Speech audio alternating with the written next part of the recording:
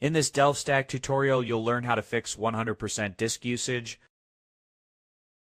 Watch until the end to apply the fix correctly. The process is simple, just follow the steps carefully. First, open the Run dialog by pressing Windows plus R.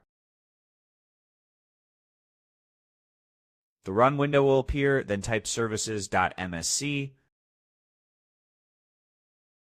Click OK to open the Services window.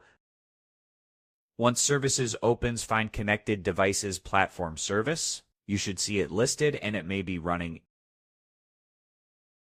Open its properties. Set the startup type to disabled and ensure the service is stopped. On my system, this service causes no issues, so I leave it enabled. If disk usage is high, disable this service. Then click Apply and OK. After disabling that service, move to the next step. Search for SysMain and disable the SysMain service. Open its properties. Set the startup type to disabled, then apply the change.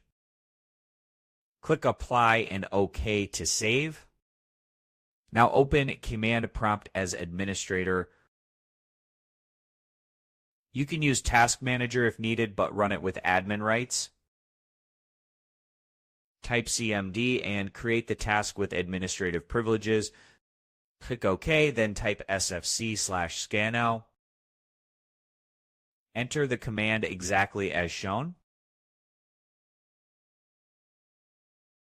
Check spelling carefully and leave spaces where required. Press Enter to start the scan and let it run.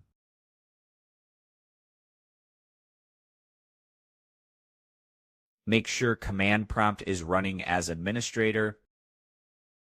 If not, the scan will fail, so let it complete fully.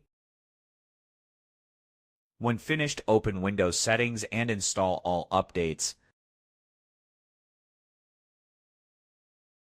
After updating, open Task Manager, go to Startup and disable High Impact Apps. This reduces startup load and disk usage. That's the full fix. See you next time.